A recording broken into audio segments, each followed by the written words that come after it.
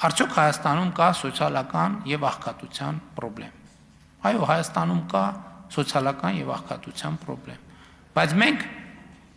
իմիջիայլոց վերջերս աղքատության ցուցանիշները հրապարակվեցին, մեր գնահատմամբ դրանք շատ բավական լավ ցուցանիշներ են, բայց քանի որ մեթոդաբանական հարցերը դեռ պետք է ճշգրտվեն, բայց այդտեղ մի բան է երևում, որ ծայրահեղ աղքատությունը 0.6% է, անկախ մեթոդաբանությունից, այս նշանակում է մենք ըստ էության շատ մոտ ենք ծայրահեղ աղքատությունը վերացնելու մեր նախընտրական խոստումին, որը տվել ենք 2021 թվականին։ Ընդ որում, այդ աղքատության ցուցանիշը վերաբերվում է նախորդող շրջանին, մինչև ընտրություններ 24 թվին։ Այս 1.5 տարվա ցուցանիշները եւ մեր տնտեսական աճը չի կարող ուղղակի այդ ցուցանիշը բան չանել, չնվազեցնել։ Հիմա հարգելի գործընկերներ, Հայաստանում արդյոք կա աղքատության խնդրեմ։ Այո, Հայաստանում կա աղքատության խնդրեմ, բայց ժամանակն է ի վերջո, որ մենք առերեսվենք եւ արձանագրենք աղքատության պատճառները։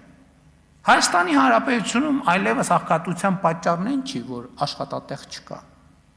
Չկա, այդ խնդրեմ վաղուց վերացված է։ Հակառակ դեպքում չէր լինի, որ հազարավոր, էլ չեմ ասում տասնյակ հազարավոր մարդիկ ուրիշ տեղերից գային Հայաստանում աշխատեին եւ ուրիշ տեղերում իրանց ընտանիքները պահեին։ Բայց չի կա Հայաստանում աղքատություն։ Հայաստանում աղքատություն կա միայն հետևյալ պատճառով. աղքատ չլինելու հմտությունների բացակայության պատճառով։ Ես շատ եմ ուսումնասիրել այս հարցը, եւ սա շատ կարեւոր, շատ պատասխանատու եւ շատ սուր հայտարարություն է։ Եվ ասում եմ, այո, Հայաստանում աղքատություն կա միայն աղքատ չլինելու հմտության բացակայության կամ սակավ լինելու պատճառով այն մարդկանց շրջանում, ովքեր աղքատ են, աղքատության մեջ են գտնվում, որովհետև մենք 2018 թվականից էլ որդեգրել ենք այդ ռազմավարությունը, որ աղքատությունը հաղթահարելու ձևը աշխատանքն է, բայց մենք պետք է առերեսվենք, որ կան աշխատանքներ, կան մարդիկ, ովքեր աշխատում են, բայց շարունակում են աղքատ մնալ, ինչու, նույն պատճառով, որովհետև նրանք աշխատում են այդ տեղում բավարար պրոֆեսիոնալ հմտություններ չունենալու պատճառով եւ մեր քաղաքականությունը հետեւյալն է, որ եթե աշխատանքը արդյունք չի տալիս, այսինքն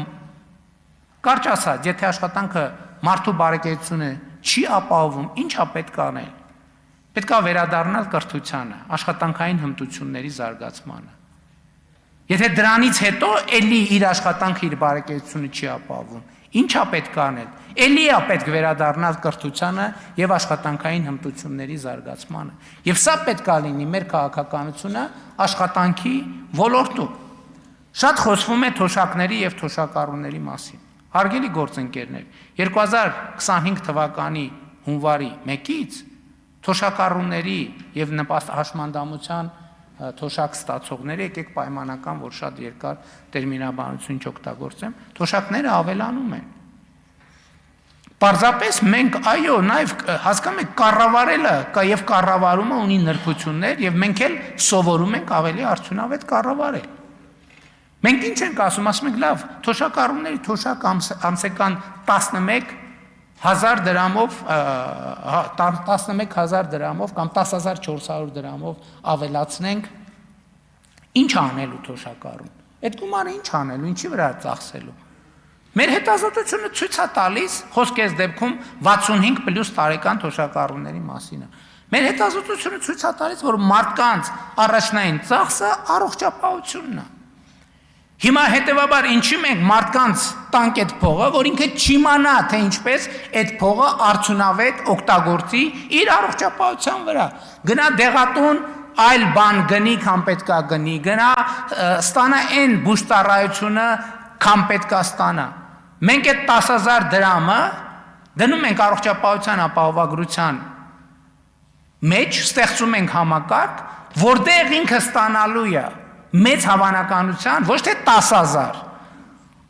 այլ գուցե 20, գուցե 30, գուցե 40, գուցե 50,000, գուցե 100,000, գուցե 500,000 դրամի ծառայություն։ Եվ եթե այս ծառայությունների թվերը գումարենք իրար, մենք երբ որ ուզում ենք հաշվել, թե Հայաստանում թոշակառուների բանը թոշակը այդ առումով ծախսը ինչքան է, Մենք տարվա կտրվածքով այդ առողջապահական մատուցված փաստացի ծառայությունների գինը պետքա տարածենք այդ ամեն ինչի վրա, պետպատվերի վրա ավելացածը։ Որովհետև շատ է գնում, դուք ես խոստացել, չեք արել, այն չեք արել։ Կներեք, մենք խոստացել ենք, որ առողջապահության ապահովագրություն լինելու է, բայց չեք խոստացել, որ թոշակառուն դրա համար չի վճարելու։ Եվ մենք հիմա այս լուծմանն ենք գնում։ Նույնն էլ թոշակառունների թոշակը ավելանում է նաև անկանխիկ առևտրի պարագայում։ Եվս որոշակի տոկոս էլ այդտեղ է ավելանում։ Մի հատ էլ սրա վրա ավելանում է համընդհանուր, մենք անկանխիկ առևտրի դեպքում, որը արվում է արքա քարտերով, բոլոր քաղաքացիներին 2% հետ վճար ենք տալիս, թոշակառուներին պլյուս այս 2%-ն էլ մի հատ էլ այդտեղ է ավելանում թոշակառուներին։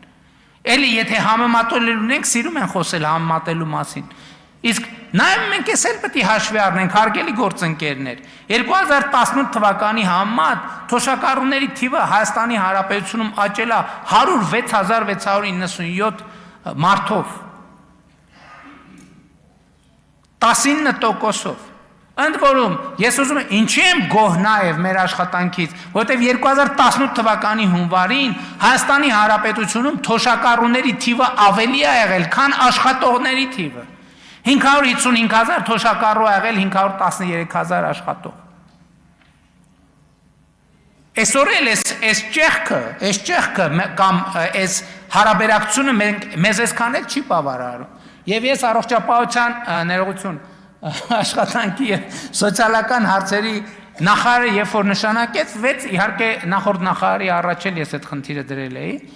Ես խնդիր եմ դրել, որ մեզ համար եւ դա նաեւ մեր նոր տնտեսական քաղաքականության հիմքերից պետք է լինի, թոշակառուների տնտեսական ակտիվացումը պետք է լինի մեր առաջնահերթ ծրագրերից մեկը։